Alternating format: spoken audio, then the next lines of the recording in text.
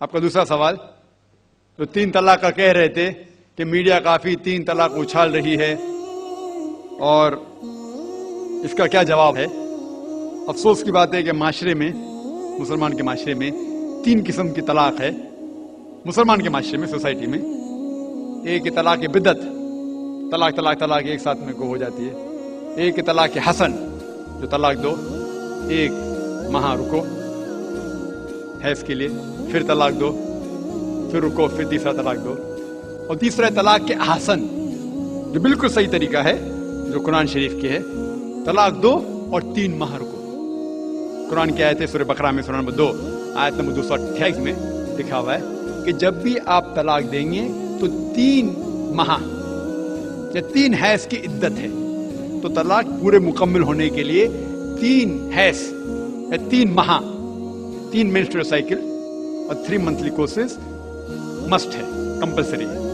افسوس کی بات ہے کہ یہ جو اختلاف امت میں ہے، اس کی ایک وجہ ہے۔ ایک صحیح حدیث ہے ابن عباس رضی اللہ عنہ، وہ فرماتے ہیں کہ محمد صلی اللہ علیہ وسلم کے دور میں 3 طلاق ایک ہی مانی جاتی تھی۔ حضرت ابو بکر کے دور میں 3 طلاق ایک ہی مانی جاتی تھی۔ حضرت عمر کے پہلے 2 سال کے دور میں 3 طلاق ایک ہی مانی جاتی تھی، لیکن اس کے بعد حضرت عمر رضی اللہ عنہ اس سچویشن کو دیکھ کے وہ کہتے اگر کوئی شخص 3 دے دیا تو 3 ہو جاتی ہے۔ اس حدیث کی وجہ سے جو اختلاف امت میں ہے، اور کئی علماء میں اختلاف ہے، لیکن علماء میں اختلاف ہے، رہیں گا ایک منچ پہ آئیں گے کہ اللہ عالم، لیکن اگر آپ قرآن کی روشنی میں پڑھتے ہیں، قرآن میں طلاق کا ذکر کیا گیا ہے سورہ بقرہ میں، سورہ نمبر 2 آیت نمبر 228 سے لے کے 240 تک، اور سورہ طلاق میں سورہ نمبر 65 آیت نمبر 1 سے 7۔ جو قرآن مجید میں طلاق کا ذکر ہے، اس کے اندر یہ ہے کہ کبھی کوئی ڈفرنس آف اوپینین، کوئی جھگڑا ہو جاتا ہے شوہر اور بیوی میں، تو پہلا شوہر بیوی بیٹھ کے بات کرے۔ ایسا نہیں کہ بیوی نے نمک زیادہ ڈال دیا اور طلاق کہہ دیا اور طلاق ہو گیا۔ اگر بیوی میں نمک زیادہ ڈالا، بولے آپ کو نمک کم چاہیے، معاملہ سلجھ جائے گا، بیٹھ کے بات کرو۔ پھر بھی بات نہ بنے تو اللہ تعالیٰ فرماتا ہے سورہ نساء میں، سورہ نمبر 4 آیت نمبر 35 میں، کہ آپ کے درمیان ایک حکم رکھو، ایک آربیٹر بیوی کی طرف سے، ایک آربیٹر شوہر کی طرف سے۔ مطلب آربیٹر، حکم کہتے ہیں آربیٹر کو، حکم رکھو بیوی کی طرف سے اور شوہر کی طرف سے، اور معاملہ کو سلجھا لو۔ پھر بھی اگر بات نہیں مانے تو آپ پھر طلاق دے سکتے ہیں۔ تو طلاق دیتے ہیں تو کئی اس کے کرائٹیریاز ہے کہ حیض کے وقت طلاق مت دو، جب آپ غصے میں طلاق مت دو، شراب کی حالت میں طلاق مت دو۔ اس کے بعد جب طلاق دیا جاتا ہے تو 3 ماہ رکنا چاہیے۔ طلاق کے احسن ہے، جو بالکل صحیح طریقہ ہے۔ طلاق دو اور 3 ماہ رکو، اور 3 ماہ کے اندر اگر آپ رجوع کرنا چاہتے ہیں اپنی بیوی سے تو رجوع ہو سکتے، الحمدللہ۔ اگر 3 ماہ تک آپ سمجھتے نہیں مجھے میرے بیوی سے الگ ہونا ہی چاہیے، تو 3 ماہ کے بعد، عدت گزرنے کے بعد، آپ دونوں میاں بیوی نہیں رہتے، آپ الگ ہو جاتے۔ لیکن اس کے بعد اکثر مسلمان بھی نہیں جانتے یہ قرآن کی آیت کیا ہے۔ قرآن شریف میں لکھا ہوا ہے سورہ بقرہ میں، سورہ نمبر 2 آیت نمبر 232 میں، کہ اگر وہ شخص اپنی پرانی بیوی سے پھر سے شادی کرنا چاہتا ہے تو مت روکیے۔ تو اگر طلاق ہو چکا ہے صحیح طریقے سے، طلاق کے احسن کے طریقے سے، اور 3 ماہ ہو گئے، عدت گزر گئی، 6 مہینے بعد اگر لگا بھائی جو میں نے کیا غلط کیا، میں پھر سے شادی کرنا چاہتا ہوں، تو وہ آدمی اپنی پرانی بیوی سے پھر سے نکاح کر سکتا ہے، لیکن نیا نکاح نیا مہر، نیا نکاح نیا مہر، جو کئی مسلمان نہیں جانتے۔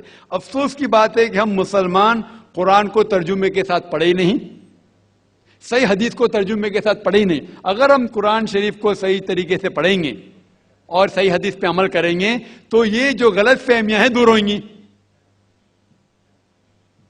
اور پھر سے اگر شادی ہوئی، پھر سے آپ ساتھ میں رہ سکتے، پھر سے پرابلم ہوا تو پھر طلاق دو، پھر 3 ماہ رکو، پھر سے الگ ہو جاؤ، پھر سے آپ چاہتے پھر سے شادی کر سکتے۔ 3 बार जायज है, तीसरे बार आखिरी बार है, उसके बाद आप फिर से शादी नहीं कर सकते जब तक वो दूसरी किसी से शादी नहीं करे।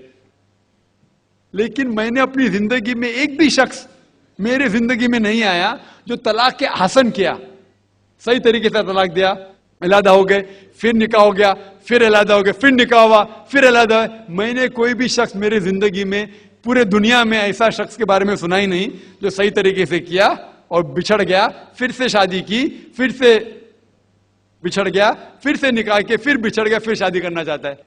अगर आप सही तरीके से कुरान के ऊपर अमल करेंगे तो ये नौबत आएंगी नहीं। और कुछ लोग जो इस्लाम को मजाक बनाए और क्या कहते कि अच्छा अगर एक साथ में दे दिए, 3 तलाक दे दिए, हो गई, अभी क्या हलाला करो।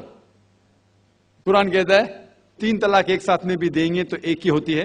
मोहम्मद सल्लल्लाहु अलैहि वसल्लम के वक्त पे 3 भी एक साथ में देना एक ही होता था। हजरत अबू बकर के टाइम में भी 3 तलाक एक ही होता था। हजरत उमर के दौर में लोग जो कहते 3 तलाक 3 होती है, कई उलमा कहते हैं कि उनने ये अपने फतवे पे रुजू किए और उन्हें अफसोस था कि ये फतवा उन्हें दिए, और कई लोग कहते नहीं उनका फतवा सही था। इसमें उम्मत का इख्तिलाफ है। लेकिन अगर कुरान की रोशनी में देखेंगे तो 3 तलाक एक साथ में भी देंगे तो एक ही होती है। हजरत उमर के दौर में रज़ियल्लाहु अन्हु उन्होंने कहा था कि हम उसे कह नहीं सकते, क्या वो गलत है। लेकिन उलमा ये कहते हैं, मिसाल तो इब्न तैमिया, शेख इब्न तैमिया, वो कहते हैं कि ये हजरत उमर में अल्लाह भी प्लीज रज़ियल्लाहु अन्हु, वो मोहम्मद सल्लल्लाहु अलैहि वसल्लम ने जो कहा उसके ऊपर नहीं है, इसीलिए हमें बात मानना चाहिए कुरान और अल्लाह के रसूल की। इसके अंदर हजरत उमर में अल्लाह भी प्लीज विद हिम रज़ियल्लाहु अन्हु उन्हें रुजू किया, इसीलिए वो कहते कि 3 तलाक भी होंगी तो एक ही होती है, 3 नहीं होती। इसमें उम्मत का इख्तिलाफ इसलिए है कि हमने कुरान पढ़े ही नहीं।